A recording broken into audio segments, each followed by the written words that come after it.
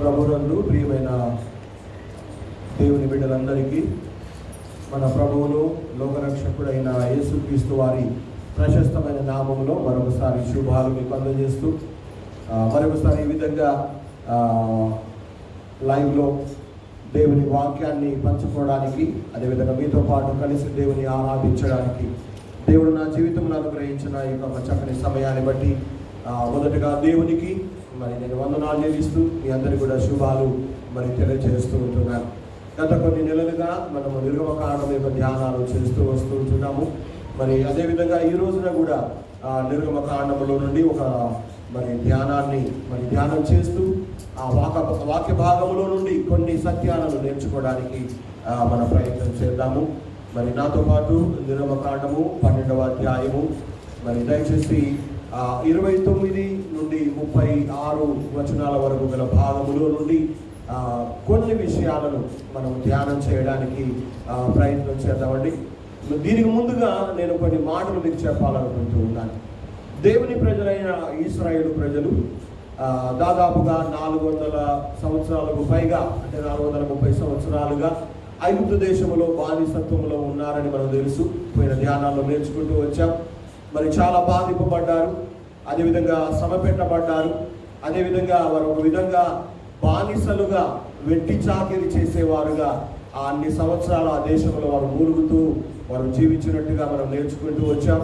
అయితే దేవుడు తన ప్రజలను ప్రేమించి వారిని విడిపించాలి, వారికి విమోచన కలిగించాలి, వారందరినీ తాను వారికి వాగ్దానం చేసిన ఆ యొక్క పాలు తేనెలు ప్రవహించే దేశానికి వారిని నడిపించాలి అని దేవుడు కోరిక కలిగిన వాడై వారిని విడిపించడానికి లేదా వారిని విడుదల చేయడానికి తన దాసుడైన మోషేను ఐగుప్తు దేశానికి పంపిన ఆ వివరాలన్నీ కూడా మనం నేర్చుకుంటూ వచ్చాం.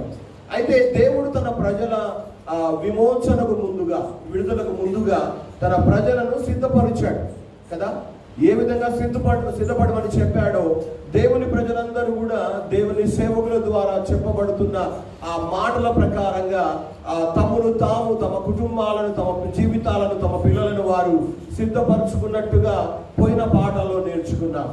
వారు ఎప్పుడైతే సిద్ధపరచబడ్డారు అని దేవుడు చూశాడో ఆ ఒక దినాన్ని, ఒక సమయాన్ని ఏర్పాటు చేసి వారి విమోచన కొరకై తానే రంగములోకి దిగినట్టుగా పోయిన వారపు ఆ పాఠములు మనం నేర్చుకున్నాం కదా. మధ్యరాత్రి వేళ దేవుడు ఆ ఐగుప్తు దేశంలో సంచరించి తన సామర్థ్యాన్ని, తన బాహుబలాన్ని చాపి ఐగుప్తు దేశంలో ఉన్నటువంటి ప్రతి తొలిచూలు సంతానాన్ని ఆయన హతము చేసినట్టుగా, సంహరించినట్టుగా, శవము లేని ఇల్లు ఒక్కటైనా ఐగుప్తు దేశములో కనబడకుండా ప్రతి ఇంటిలో కూడా అంగలార్పు కలిగినట్టుగా మనము పోయినసారి పాఠంలో నేర్చుకున్నాం. అంటే దేవుని ప్రజల విడుదలలో దేవుడు జోక్యం చేసుకునేవాడు. అది అర్ధరాత్రియా, అది పగలు సమయమా, అది ఏ సమయమైనా దేవుడు వారి కొరకు ఆయన జోక్యం చేసుకొని వారి విడుదల కొరకై కార్యాన్ని నడిపించువాడై ఉన్న దేవుడని పోయినసారి నేర్చుకున్నాం. రెండవదిగా అర్ధరాత్రి వేళ దేవుడు తన ప్రజల విమోచన కొరకై, వారి క్షేమము కొరకై ఆ ఎర్ర సముద్రాన్ని ఆ రాత్రంతా కూడా తూర్పు గాలి చేత ఆరిన నేలగా, మైదానముగా మార్చి వారిని క్షేమముగా ఆ ఎర్ర సముద్రము ద్వారా బయటకు నడిపించిన ఆ సందర్భాన్ని కూడా పోయిన పాఠంలో మనం నేర్చుకున్నాం. దేవుడు ఎట్టకేలకు 430 సంవత్సరాలుగా బానిసత్వములో ఉన్నటువంటి తన ప్రజలను విమోచన చేశాడు, విడుదల చేశాడు. అయితే దేవుని ప్రజలకు దేవుడిచ్చిన విడుదల అది ఏమై ఉన్నది, అది ఏ విధంగా ఉంది?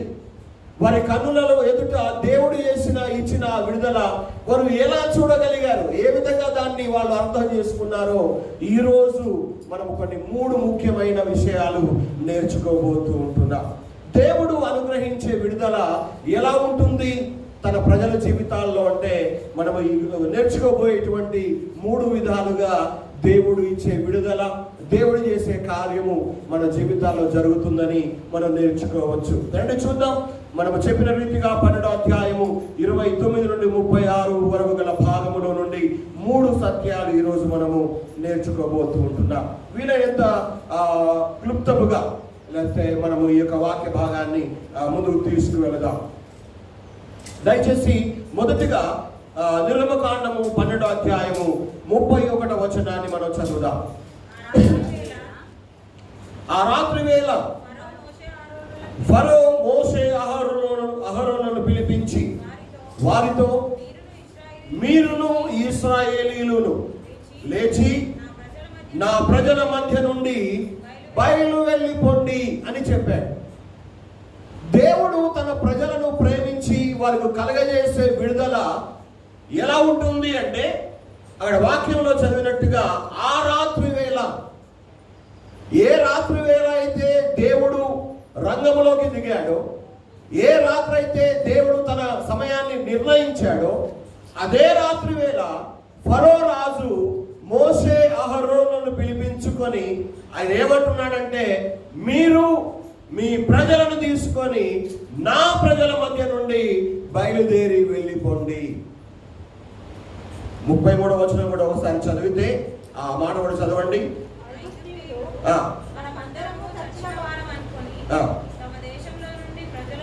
తమ దేశములో నుండి ప్రజలను పంపుటకు త్వరపడి వారిని బలవంతము చేశారు అన్న మాట కూడా మనం అక్కడ చదువుతూ ఉన్నాం.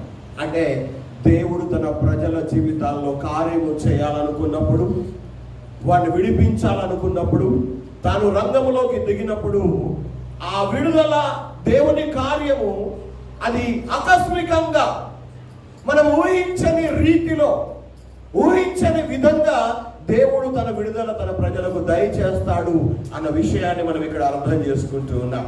అంటే ఇశ్రాయేలు ప్రజలు ఎన్నో సంవత్సరాలుగా ఆ విడుదల కోసం ఎదురు చూస్తూ వచ్చారు. ఎన్నో సంవత్సరాలు ప్రార్థన చేసి ఉండొచ్చు.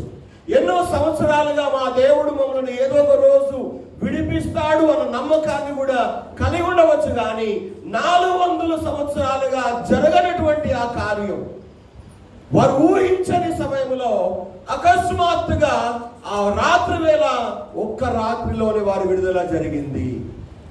వారి విడుదల జరగడానికి కొన్ని రోజులు పట్టలేదు. వారు విడిపించబడడానికి కొన్ని నెలలు పట్టలేదు. వారు విడుదల పొందడానికి ఎన్నో సంవత్సరాలు వేచి ఉన్నారు. కానీ దేవుడు వారి విడుదలను సిద్ధము చేసినప్పుడు ఒకే ఒక రాత్రిలోనే వారికి విమోచన కలిగింది, వారి విడుదల జరిగింది. గమనించాలి. అయితే దేవుని ద్వారా వారు విడిపించబడినప్పుడు రాత్రికి రాత్రే ఆ దేశం నుండి బయటకు వచ్చారు. రాత్రికి రాత్రే వారి జీవితాల్లో దేవుని కార్యాన్ని వారు కల్లారా చూడగలిగారు. కొన్ని వందల సంవత్సరాలుగా కార్చిన కన్నీరు, కొన్ని వందల సంవత్సరాలుగా వారు పడిన బాధ, కొన్ని వందల సంవత్సరాలుగా వారు విడిచిన నిట్టూర్పులు ఒక్క రాత్రిలోనే దేవుడు వారి కన్నీటిని తుడిచి వేసినట్టుగా మనం అక్కడ అర్థం చేసుకుంటున్నాం. అనగా దేవుని ప్రజలు దే నెవర్ ఎక్స్పెక్టెడ్ దేవుడు ఆ సమయంలో అలాంటి విమోచన, అలాంటి విడుదల, ఆ కార్యము జరిగిస్తాడని కూడా దేవుని ప్రజలు ఊహించలేకపోయారు. ప్రియ దేవుని బిడ్డలారా, ఈ మాటలు నేను ఎందుకు జ్ఞాపకం చేస్తున్నానంటే, ఆనాడు దేవుని ప్రజలు ఎన్నో సంవత్సరాలుగా బాధపరచబడినట్టు, శ్రమ పొందినట్టు నీవు కూడా కొన్ని నెలలుగా, కొన్ని సంవత్సరాలుగా బాధపడుతున్నావేమో, అనారోగ్యముతో కుమిలిపోతున్నావేమో, సమస్యల చేత మరి సతమతమవుతూ ఉన్నావేమో, దిక్కు తోచక దారి తెలియక కన్నీరు కారుస్తున్నావేమో. కానీ నేను జ్ఞాపకం చేస్తూ ఉన్నాను, వారు ఆ శ్రమలో ఉన్నప్పటికీ, ఆ బాధలో ఉన్నప్పటికీ, ఎన్నో సంవత్సరాలుగా శ్రమపరచబడుతున్నప్పటికీ కూడా దేవుని బిడ్డలుగా జీవించారు. కన్నీరు కార్చారు కానీ కనిపెట్టుకొని బ్రతికారు. దేవుడు వారి జీవితంలో ఊహించని విధముగా అకస్మాత్తుగా తన కార్యాన్ని, తన విడుదల అనుగ్రహించినట్టుగా ఈ మాటలు వింటున్న నీ జీవితంలో కూడా దేవుడు తన కార్యాన్ని చేయగలవాడై ఉన్నాడు అన్న విషయాన్ని నేను ఇక్కడ మీకు జ్ఞాపకం చేయదలుచుకున్నాను. అనగా దేవుడు తలుచుకుంటే ఆయన కార్యాలు వెంటనే జరిగిపోతాయి. దేవుడు తలుచుకుంటే తన కార్యాలు, తన విమోచన, తన విడుదల జరగడానికి ఎంతో కాలము పట్టేది కాదు, పట్టదు అనే విషయాన్ని కూడా మనం చూస్తూ ఉంటూ ఉన్నాం. అది దేవుని వాక్యాన్ని ఎరిగిన ఆయన బిడ్డలముగా కొన్ని వందల సంవత్సరాల కన్నీరు, కొన్ని వందల సంవత్సరాలుగా వారు పడుతున్న బాధలో నుండి దేవుడు ఆకస్మికంగా, ఆల్ ఆఫ్ సడన్ గా దేవుడు వారికి రాత్రికి రాత్రే విడుదల చేసి వారి జీవితాల్లో కార్యాన్ని జరిగించి తన నామాన్ని మహిమపరుచుకున్నాడు అనే విషయాన్ని నేను ఇక్కడ మీకు జ్ఞాపకం చేస్తూ ఉంటున్నాను. బైబిల్లో కొన్ని ఉదాహరణలు మీకు జ్ఞాపకం చేస్తాను. మార్కు సువార్త 5వ అధ్యాయంలో మనం చూసినట్టయితే 25 నుండి 34 వరకు గల భాగంలో 12 సంవత్సరాల నుండి రక్తస్రావముతో బాధపడుతున్న ఒక స్త్రీ గురించి వ్రాయబడి ఉంది. ఎన్ని సంవత్సరాలుగా? 12 సంవత్సరాలుగా.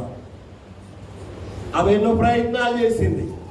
బహుశా దేవుని ప్రజలని ఇశ్రాయేలు వాళ్ళు కూడా ఎన్నో రకాలుగా ప్రయత్నాలు చేసి ఉంటారు. ఎన్నో సార్లు మరి దేవుని అడిగి ఉంటారు, కానీ ఆ కార్యం జరగలేదు. అదేవిధంగా 12 సంవత్సరాల నుండి బాధపడుతున్న ఆ యొక్క స్త్రీ విషయంలో కూడా ఎప్పుడైతే ఆమె యేసు గురించి విని విశ్వాసముతో ఆమె యేసయ్య దగ్గరికి వెళ్ళి ఆయన వస్త్రపు చెంగు ముట్టుకునిందో 28-29 వచనాల్లో చూస్తాము. వెంటనే ఆమె బాధ నివారణ అయినదని గ్రహించినట్టుగా చూస్తూ ఉన్నాం.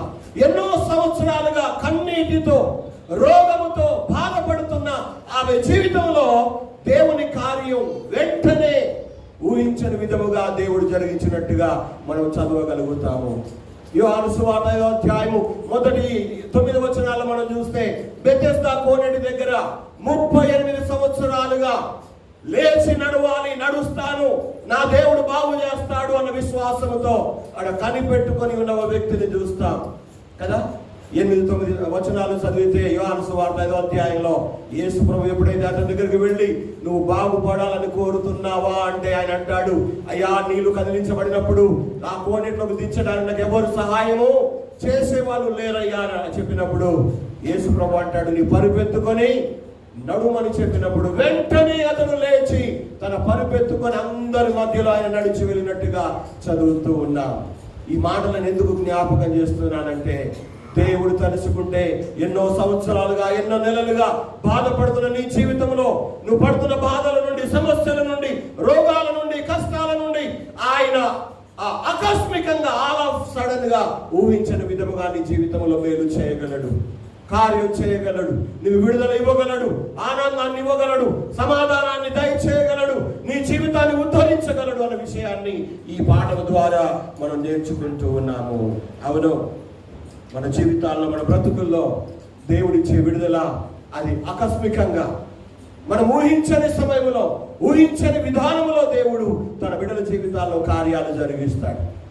నిజంగా అన్ని వందల సంవత్సరాలుగా ఎదురు చూస్తున్న ఆ ప్రజల విడుదల ఒక్క రాత్రే జరిగిపోవడం వారి జీవితాలకు అసలు ఇది నిజంగా జరుగుతున్నదా అనిపించి ఉండొచ్చు కదా. ఇది నిజంగా జరిగిందా? కొంతమంది కొన్ని కార్యాలు జరుగుతూ ఉంటే ఇట్లనే చూస్తూ ఉంటారు, అసలు ఏంటో అది నిజంగానా అబద్ధమా అని అబ్బురపోతూ ఉంటారు. కొన్నిసార్లు గిలుపులు కూడా చూస్తారు, నిజంగానా అని కదా. బహుశా దేవుడు చేసిన ఆ కార్యం, ఆ రాత్రి ఇచ్చిన ఆ విడుదల, ఆ విమోచన ఒక విధంగా వారికి కలలా అనిపించిండొచ్చు. ఎలా?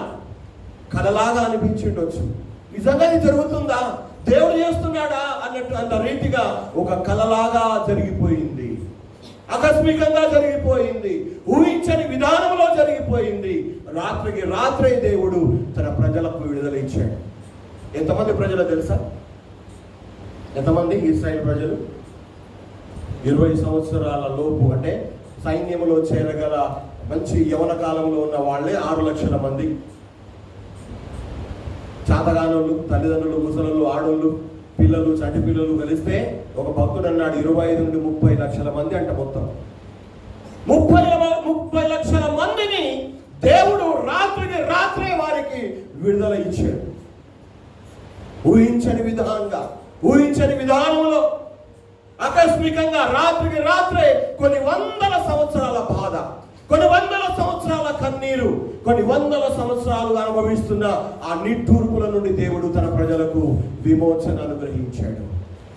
వారి జీవితాల్లో ఇచ్చిన ఆ విడుదల, వారి జీవితాల్లో చేసిన ఆ కార్యం, ఈ మాటలు వింటున్న నీ జీవితంలో, నీ కుటుంబంలో దేవుడు చేయలేడా? తప్పకుండా చేస్తాడు. చేయగల శక్తిమంతుడు అతడు. ఇందాక సాక్ష్యం ఇచ్చారు బిడ్డలు, వాళ్ళ ప్రియుల గురించి వారు ప్రార్థన సహాయం కోరారు. ఇంకా చాలా మంది సాక్ష్యం ఇచ్చారు. కానీ నేను మళ్ళీ జ్ఞాపకం చేస్తున్నా, దేవుడు తన ప్రజలకు ఈ విడుదల అంత ఊహించని విధానంలో ఎందుకు ఇచ్చాడు అంటే, వారిని ప్రేమించాడు గనక, వారిని ఎన్నుకున్నాడు గనక, వారిని ఏర్పరచుకున్నాడు గనక, వారిని సిద్ధపడమన్న రీతిలో వారు సిద్ధపడి ఉన్నారు గనక వారి జీవితాల్లో ఈ కార్యాన్ని దేవుడు చేయడానికి అవకాశం లభించింది. నీ జీవితంలో, నీ కుటుంబంలో, నీ బిడ్డల జీవితాల్లో, నీ ఉద్యోగ వ్యాపారాల్లో, నీ పరిపాటల్లో కూడా మరి గత కొన్ని నెలలుగా, కొన్ని సంవత్సరాలుగా ఇబ్బంది పడుతున్నావేమో, సంతోషం లేకుండా ఉన్నావేమో, ఆరోగ్యం లేకుండా ఉన్నారేమో, శ్రమల చేత సతమతం అవుతున్నారేమో. భయపడమాకండి. వారి జీవితంలో ఇచ్చిన విడుదల, ఆ కార్యము నీ జీవితంలో కూడా దేవుడు ఇవ్వబోతూ ఉన్నాడు, ఇవ్వనై ఉన్నాడు అన్న విశ్వాసాన్ని, నిరీక్షణ కలిగి ముందుకు సాగండి. మీ జీవితాల్లో కూడా కార్యం చేస్తాడు. కీర్తన గ్రంథంలో దేవుని ప్రజల విడుదల గురించి ఒక మాట వ్రాయబడి ఉంది. 126వ కీర్తన 1వ వచనాన్ని చదువుదాం. సియోనుకు తిరిగి వచ్చిన వారిని యెహోవా చెరలో నుండి రప్పించినప్పుడు వాళ్ళు ఎలా ఉన్నారట? కల కనిన వారి వలె ఉంటిమి అంటున్నాడు. నిజమే, దాదాపుగా 30 లక్షల మందిని దేవుడు ప్రేమించి వారి విడుదల చేసినప్పుడు ఆ కార్యము లేకపోతే ఆ విడుదల, ఆ విమోచన వారికి ఎలా ఉంది? కలగనిన వాళ్ళలాగా వాళ్ళు ఉన్నారు. ఒక కలలో వాళ్ళు ఎలా వెళ్ళిపోయారో, ఆ కళ ఎలా పడి అది జరిగిపోతుందో అదే విధంగా వారి విడుదల ఆకస్మికంగా, ఊహించని సమయంలో, ఊహించని రీతిలో దేవుడు ఆ విడుదల తన ప్రజల జీవితాల్లో దయచేశాడు అన్న విషయాన్ని ఈ పాఠము ద్వారా మొదటిగా చూస్తూ ఉన్నాం.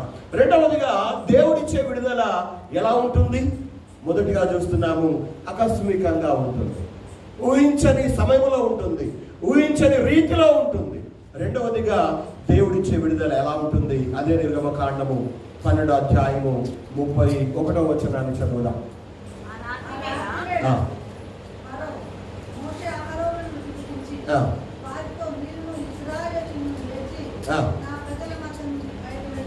చాలమ్మా, ఈ మాటలో మనం చదువుతున్నాం, మళ్ళీ అదే వచనం చదువుతున్నాం.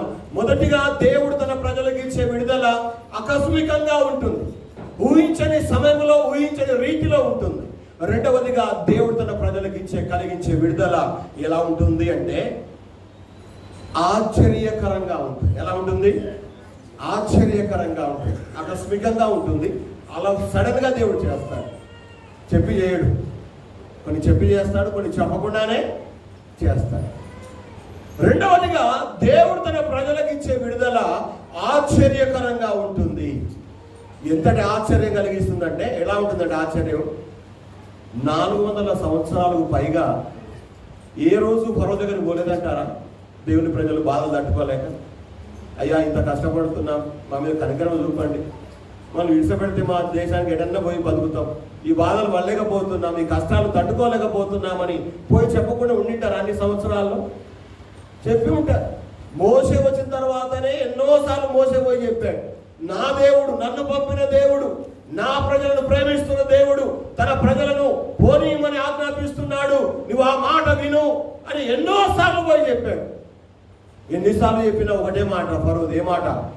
నేను పోనీయను, నేను వదిలిపెట్టాను, నేను విడిచిపెట్టాను. విడిచిపెట్టడానికి ఆ దేవుడు ఎవరు? ఆ దేవుడు నాకు తెలియదు.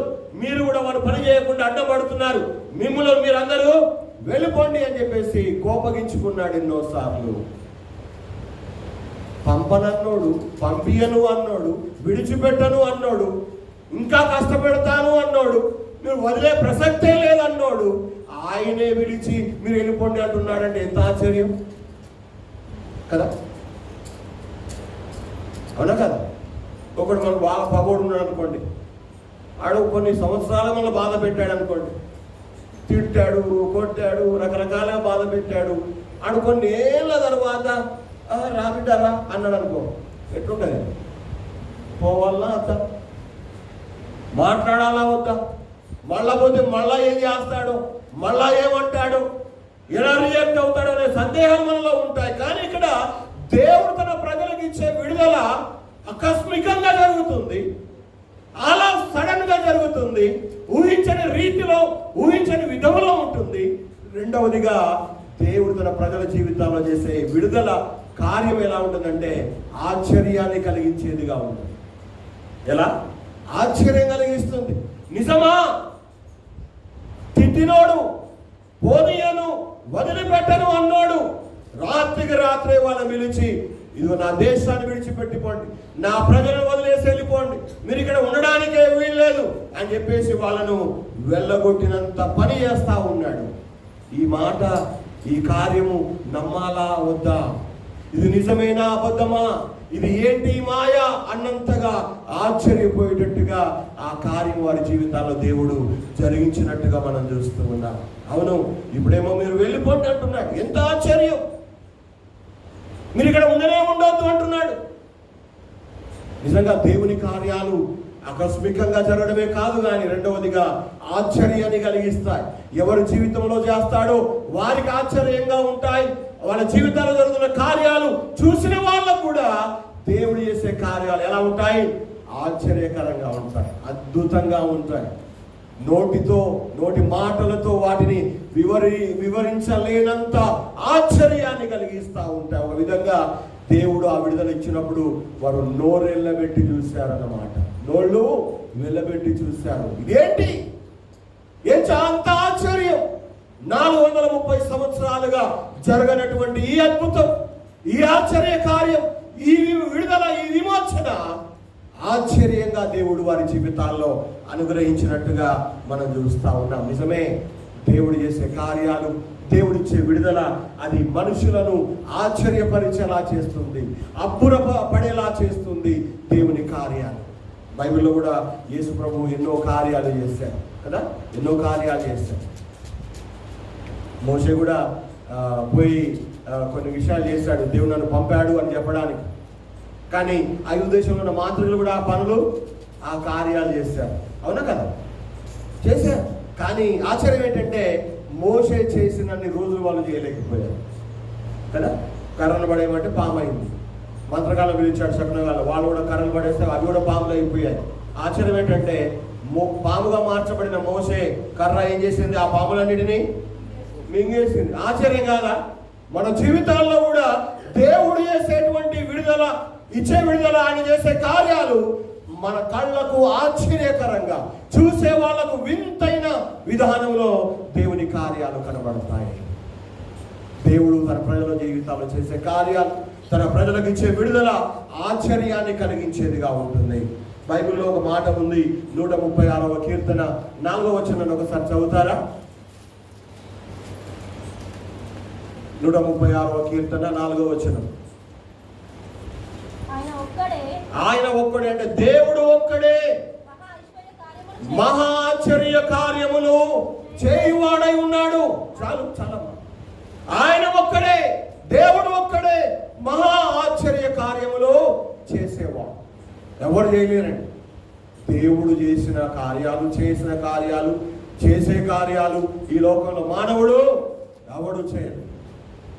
ఒకవేళ మనిషి చేస్తున్నాడంటే మనిషి కూడా దేవుడు అయిపోతాడు. కానీ మనిషి చేసిన కార్యాలు కూడా ఉన్నాయి, లేవని కాదు. కానీ వాక్యం చెబుతుంది ఆయన ఒక్కడే మహా ఆశ్చర్య కార్యములు చేయువాడు.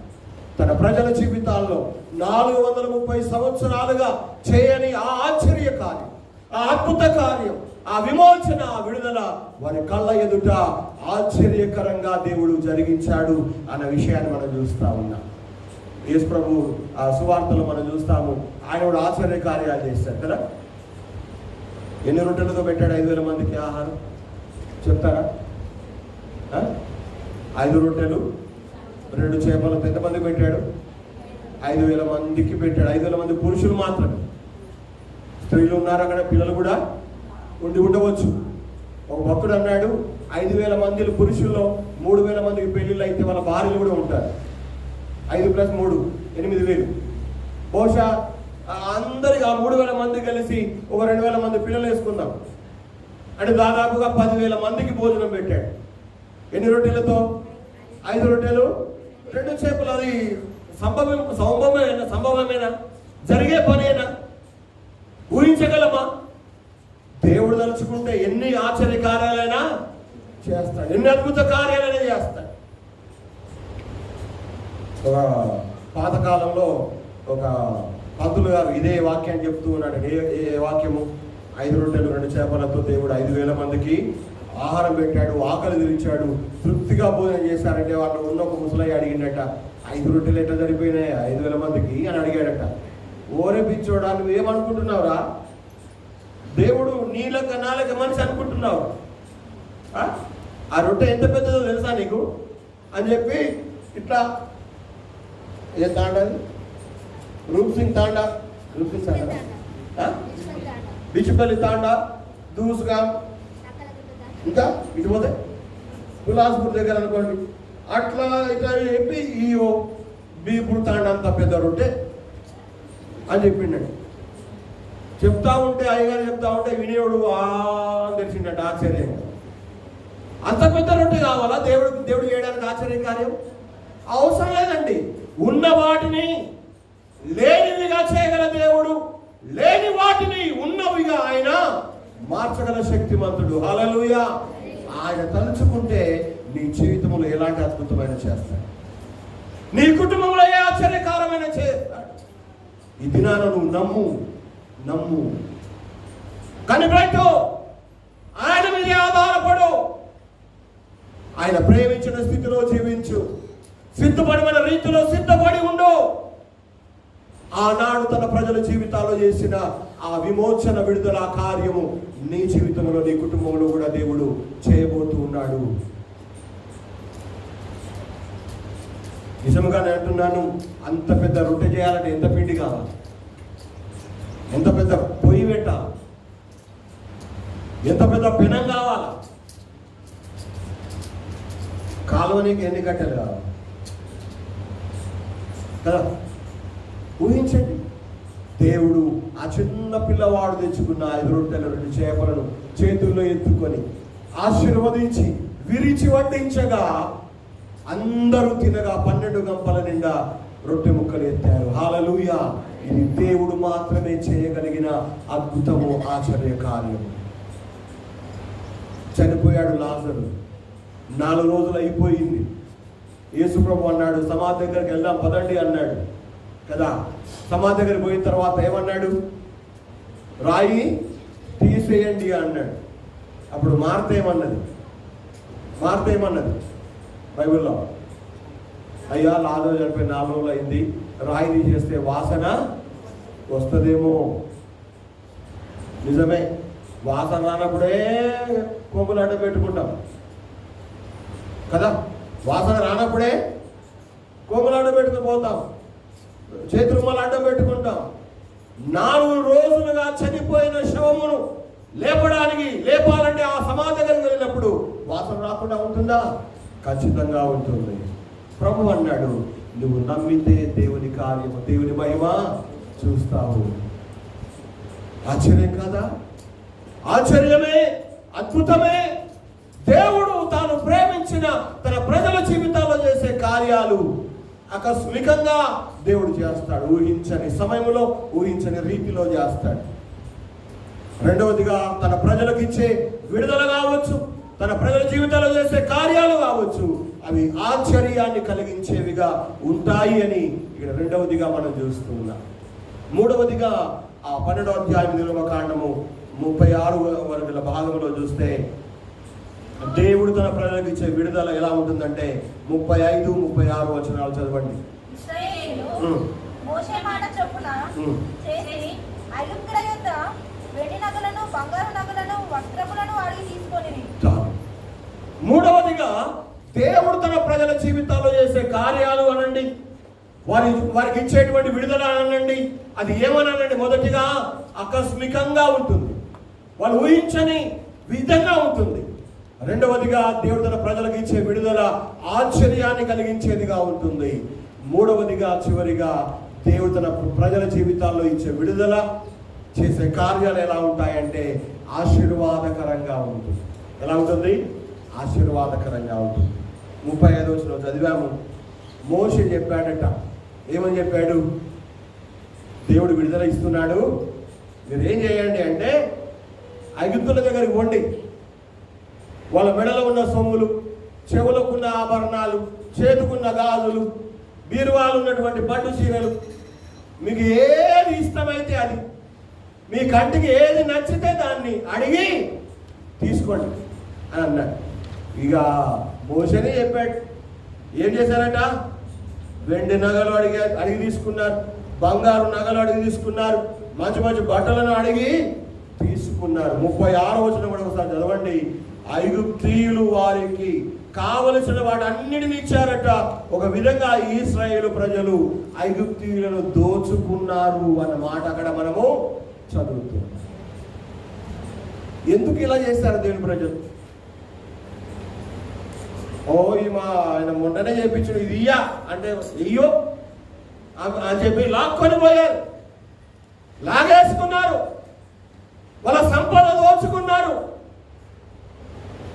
వాళ్ళ ఇంట్లో వాళ్ళ మెళ్ళలో ఉన్నాయన్నీ వారు అడిగి మరి తీసుకున్నారు. ఇంకో మాట ఉంది, ఐగుప్తీయుల అట ఈశ్వర మీద కటాక్షం చూపారంట. ఇక మనం బతికితే చాలు, ఏమన్నా పోని, సొమ్ములు పోని, బంగారం పోని, వెండి పోని, డబ్బు పోని, ఇల్లు పోని, ఏమన్నా పోని, మనం బతుకుంటే చాలు. గమనించండి, దేవుడు తన ప్రజల జీవితాల్లో చేసే కార్యాలు, వారికి ఇచ్చే విడుదల, విమోచన ఎలా ఉంటుందంటే అకస్మాత్తుగా ఉంటుంది, ఆకస్మికంగా జరుగుతాయి. రెండవదిగా అనగా అసలు దేవుడిగా చేయడు, జరగని. మన బతుకులు ఇంతే, మన కుటుంబాలు ఇంతే, మన చదువులు ఇంతే, మన భవిష్యత్తు ఇంతే, మనం ఇంట్లో మగ్గి చావాల్సిందే అనుకున్నటువంటి సమయంలో, ఊహించని సమయంలో దేవుడు తన కార్యాలు తన ప్రజల జీవితాల్లో చేస్తాడు. రెండవది, తన ప్రజల జీవితాల్లో చేసే కార్యాలు ఆశ్చర్యాన్ని కలిగించేవిగా ఉంటాయి, అద్భుతాలుగా ఉంటాయి. చూసిన వాళ్లకు, చూసే వాళ్లకు అవి వింతగా కనిపిస్తూ ఉంటాయి దేవుడు చేసే కార్యాలు.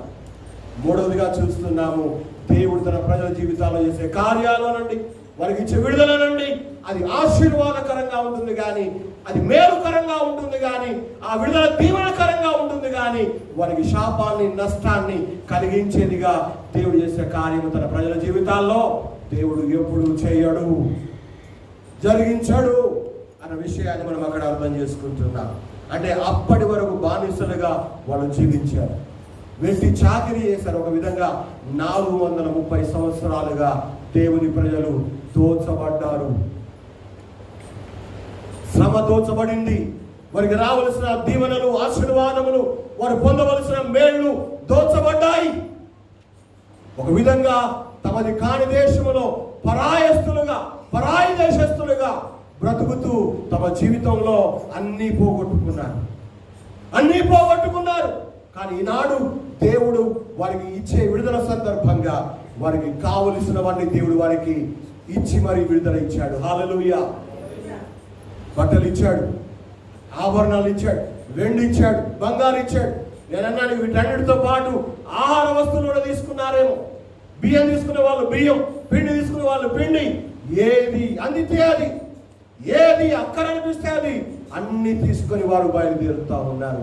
వారి విడుదల ఎంత ఆశీర్వాదం, ఎంత దీవెనకరంగా ఉంది. ఎందుకంటే ఎర్ర సముద్రాన్ని దాటిన తర్వాత వారు అడవుల్లో ప్రయాణం చేయాల్సి ఉంది.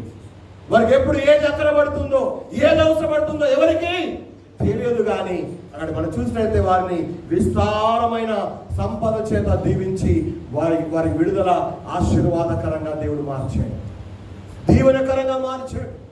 ఎంత ఆశీర్వాదకరమైన ఆ యొక్క విడుదల దేవుడు వారి తన ప్రజల జీవితాల్లో జరిగించాడో మనం ఈ వాక్యం ద్వారా చూస్తూ ఉంటున్నాం. అనగా వారికి కావలసినవన్నీ ఇశ్రాయేలు ఇచ్చి మరి పంపించేశారట. ఒక విధంగా చూస్తే వాళ్ళను బాధించిన వాళ్ళే తీసి వాళ్ళ చేతుల్లో పెడుతున్నారు, వాళ్ళని తిట్టిన వాళ్ళే వారికి కావలసిన మరీ చేతుల్లో పెట్టి పంపిస్తున్నారు, వాళ్ళను కొట్టిన వాళ్ళే, వాళ్ళను కొట్టిన చేతులే వారికి కావలసినవన్నీ కూడా తీసి వారికి ఇస్తూ ఉన్నాయి. ఎంత ఆశీర్వాదం, ఎంత దీవెన. ఈరోజు అంటున్నాను, ఎన్నో రోజులుగా, ఎన్నో సంవత్సరాలుగా, ఎన్నో నెలలుగా అనేకుల చేత బాధ పెట్టబడుతున్నావేమో, కృంగిపోయి ఉన్నావేమో, నీ జీవితంలో అనేక రకాలుగా దోచబడ్డావేమో, అన్ని రకాలుగా నీకున్న వాడిని పోగొట్టుకున్నావేమో. సంతోషాన్ని పోగొట్టుకున్న వాళ్ళు ఉన్నారు, ఆరోగ్యాన్ని పోగొట్టుకున్న వాళ్ళు ఉన్నారు, ఆనందాన్ని పోగొట్టుకున్న వాళ్ళు ఉన్నారు, ఆస్తిని పోగొట్టుకున్న వాళ్ళు ఉన్నారు, ఆప్తులను పోగొట్టుకున్న వాళ్ళు కూడా ఉన్నారు. కానీ నువ్వేం పోగొట్టుకున్నావు? నువ్వెంత పోగొట్టుకున్నావు? ఎవరి ద్వారా నువ్వు బాధించబడ్డావో వాళ్ళ ద్వారానే నిన్ను దీవించి నిన్ను ఆశీర్వదించి వారి మధ్యలో నుండి దేవుడు నిన్ను విడిపించేవాడై ఉన్నాడు అన్న విషయాన్ని ఇశ్రాయేలు ప్రజల విడుదల సందర్భంగా మనం నేర్చుకుంటూ ఉన్నాం. నిజంగా ఇశ్రాయేలు ప్రజలు ఎంత ధన్యులు. ఇలాంటి దేవుణ్ణి కలిగి ఉన్నారు అంటే వాళ్ళు నిజమైన ఆశీర్వాదము వారు పొందిన ప్రజలని మనం చెప్పగలము. అవును, దేవుడిచ్చే విడుదల ఎలా ఉంటుందంటే వాళ్ళను బాధించిన వాళ్ళే వారికి కావలసినవన్నీ ఇస్తారు. అంతేకాదు వారి సంపదను మనం కలిగి ఉంటాం. అవును, సమృద్ధిగా వారు బయలుదేరుతూ ఉన్నారు. అన్ని సంవత్సరాలుగా బాధపడిన వాడు, అన్ని సంవత్సరాలుగా మగ్గినవాడు, అన్ని సంవత్సరాలుగా మూలుగుతూ వచ్చినవాడు, ఎవరు మనం విడిపించేవాళ్ళు, ఎవరు మాకు సహాయం చేసే వాళ్ళని ఎదురు చూపులు చూసిన వాళ్ళు దేవుడు వారిని ప్రేమించి వారిని ఏర్పరచుకొని తన స్వాస్థ్యముగా అంగీకరించిన తర్వాత వారి విడుదల సందర్భంగా చూస్తూ ఉన్నాం. వారి విడుదల ఆకస్మికంగా జరిగింది. ఊహించని విధానంలో, ఊహించని సమయంలో దేవుడు ఆ యొక్క విడుదల ఇచ్చాడు. రెండవదిగా ఆ విడుదల ఆశ్చర్యకరంగా జరిగింది. మూడవదిగా ఆ విడుదల ఆశీర్వాదకరంగా దేవుడు జరిగించాడు. ఈ రోజున దేవుని ఆశీర్వాదం కొరకు ఎదురు చూస్తున్నావా? మనుషుల ద్వారా దోచబడిన స్థితిలో ఉన్నావా? సాతానును దోచేసాడా? నీ సంతోషాన్ని, ఆనందాన్ని, ఆరోగ్యాన్ని, నీకున్న వాటిని దొంగిలించాడా? బాధపడొద్దు. దేవుడు జోక్యం చేసుకున్నప్పుడు దోచబడిన వాని చేతనే దోచబడిన వాటన్నిటిని కూడా తిరిగి దేవుడు నీకు ఇప్పిస్తాడు అన్న విషయాన్ని ఇక్కడ మనం చదువుతూ ఉన్నాం. ఇర్మియా గ్రంథంలో ఒక చక్కని మాట ఉంటుంది. ఆ మాట చదివి మనం ముగించుకుందాం వీలైతే. ఇర్మియా గ్రంథము 30వ అధ్యాయము దయచేసి 16వ వచనాన్ని ఒకసారి మనము చదువుదాం.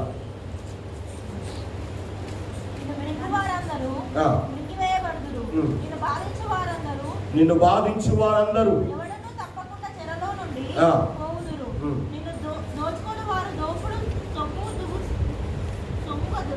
సొమ్మవుదురుగా. గమనించారు, ఇక్కడ అంటున్నాడు నిన్ను బాధించేవారు నీకు దోపుడు సొమ్ముగా మారుతారు. అంటే నిన్ను దోచుకున్న వారి దగ్గరనే నీవు నీ నుండి దోచబడిన వాటిని నువ్వు తిరిగి దోచుకుంటావు అన్న మాటను అక్కడ మనం చదువుతా ఉన్నాం. అంటే ఒక విధంగా దేవుని మీరు ఎటువంటి పరిస్థితిలో ఉన్నా, ఎలాంటి శ్రమలో ఉన్నా, దేవుని కార్యం కొరకు ఎదురు చూస్తున్న వారైతే ఈ మాటలు మీరు నమ్మండి, ఖచ్చితంగా మీ విడుదల సమీపముగా ఉంది. దేవుడు చేయబోయే కార్యం మీ జీవితాల్లో చేయనే ఉన్నాడు కనుక ఎలాంటి కార్యాలు చేస్తాడంటే ఆకస్మికంగా దేవుడు చేస్తాడు. రెండవదిగా ఆశ్చర్యం కలిగించే విధంగా చేస్తాడు. మూడవదిగా చూస్తున్నాము, బాధ పెట్టిన వాళ్ళే మన విడుదలకు ఏం చేస్తారు? సహకరించేవారుగా ఉంటారు కదా. పిల్లగాడు ఏడుస్తున్నాడా? ఇగో ఈ పౌడర్ పాల పౌడర్ వేసుకో కదా. చెప్పులు లేవా? ఇక మా పిల్లల చెప్పులు మొన్ననే ఉన్నా, తీసుకోకండి.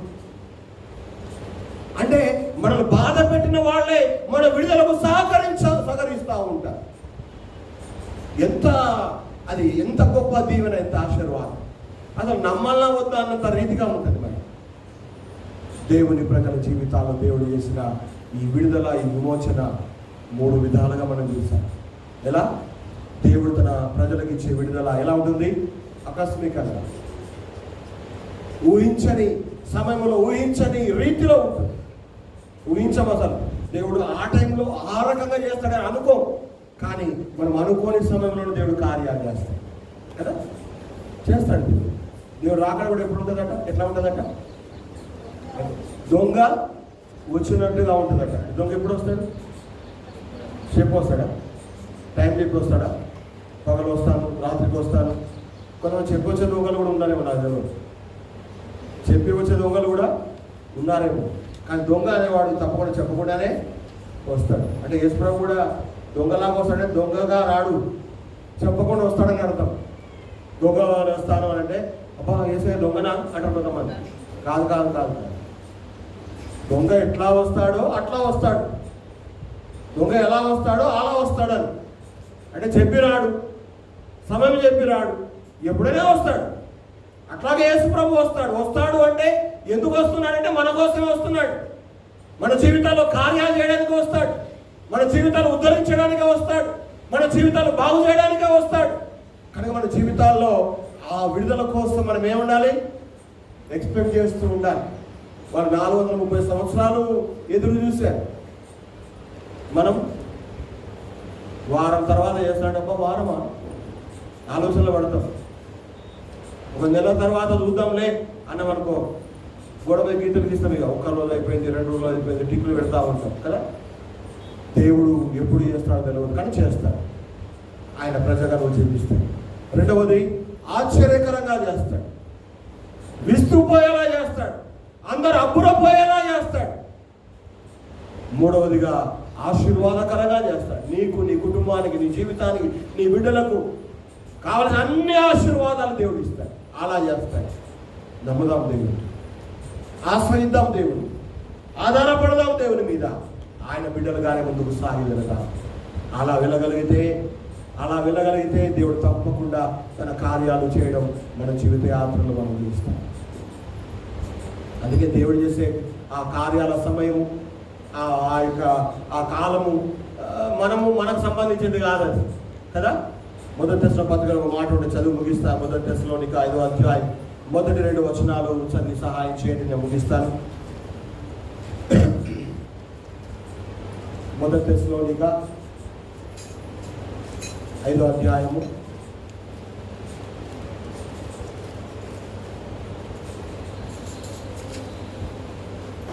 చదవండి. సహోదరులారా, ఆ కాలములను గురించి, ఆ సమయములను గురించి మీకు వ్రాయనక్కరలేదు. రాత్రి వేళ దొంగ ఎలాగో వస్తాడో అలాగే ప్రభుదినం వస్తుంది. లోకులు నెమ్మదిగా ఉన్నది, భయమేమీ లేదని అనుకొనిచుండగా గర్భిణీ స్త్రీకి ప్రసవ వేదన. గమనించండి, ఇక్కడ 2 విషయాలు రాయబడ్డాయి. దొంగ ఎప్పుడు వస్తాడో తెలియదు, ఆ కాలం ఎప్పుడో తెలియదు. గర్భిణిగా ఉన్న స్త్రీకి ప్రసవ వేదన ఎప్పుడు వస్తాడో కూడా. 9 నెలలు నిండినాయి అంటే రేపైనా పెయిన్స్ రావచ్చు, ఎల్లుండైనా రావచ్చు, వచ్చే నెక్స్ట్ వీక్ అయినా రావచ్చు. డాక్టర్ అయితే చెప్తారు ఫలానా టైంలో రావచ్చు అని. ఆ టైంలో ఎప్పుడైనా రావచ్చు. ఆ కాలం, ఆ సమయం ఎప్పుడు వస్తుందో, ఎప్పుడు జరుగుతుందో ఎవరికి తెలియదు అన్నట్టుగా దేవుడు తన ప్రజల జీవితాల్లో ఎప్పుడు కార్యాలు చేస్తాడు, ఏ రీతిగా చేస్తాడో మనకు అంతుపట్టదు. కానీ దేవుడు తన ప్రజల జీవితాల్లో తన కార్యాలు తప్పకుండా జరిగిస్తాడు. ఇశ్రాయేలు ప్రజల జీవితాలను ప్రేమించిన దేవుడు నిన్ను నన్ను ప్రేమించాడు. వారి జీవితాలను విడిపించాలనుకున్న దేవుడు మనల్ని కూడా విడిపించాలనుకున్నాడు. పాపశాపమును విడిపించాడు. దేవుడు వారికి వాగ్దానం చేసినట్టుగా, వారికి పాలు తెలు ప్రవహించే దేశాన్ని వాగ్దానం చేసినట్టుగా మనకు కూడా పరమ కానాను దేశాన్ని వాగ్దానము చేశాడు. ఆ నెరవేర్పు మాత్రమే ఇంకా ఆలస్యం జరుగుతుంది. వారి జీవితాల్లో చేసిన కార్యాలు ప్రభువా మా జీవితాల్లో చేయండి. వారి జీవితాల్లో చేసినట్టుగా మా జీవితాల్లో కూడా మీ కార్యాలు ఆకస్మికంగా జరుగుతాయి కనుక మేము కనిపెట్టే వారంగా ఉండడానికి సహాయం చేయండి. ఆశ్చర్యకరంగా జరుగుతాయి కనుక దాన్ని తట్టుకునే శక్తి మాకు దయచేయండి. ఆశీర్వాదకరంగా ఉంటాయి కనుక అయ్యా ఆ దీవెనకరమైన జీవితం పొందడానికి మమ్మల్ని యోగ్యపరచమని మనం ప్రార్థనా పూర్వకంగా మన జీవితాలు సిద్ధపరచుకోవాల్సిన వారమై ఉన్నాం. ఆ దేవుడు ఇవ్వబోతున్నటువంటి ఆ మహా ఆకస్మికమైనటువంటి విడుదల, ఆశ్చర్యకరమైన విమోచన, ఆశీర్వాదకరమైన ఆ విడుదల విమోచన పొందే ఆ పరిస్థితుల్లో, ఆ జీవితంలో మనలందరినీ కూడా దేవుడు సిద్ధపరిచి ఉంచాలని, ఆ రీతిగా దేవుడు మనకు సహాయం చేయాలని కోరుతూ నా మాటలు ముగిస్తూ దేవుడు ఈ మాటలు మన వినికిడిలో దీవించి ఆశీర్వదించును గాక.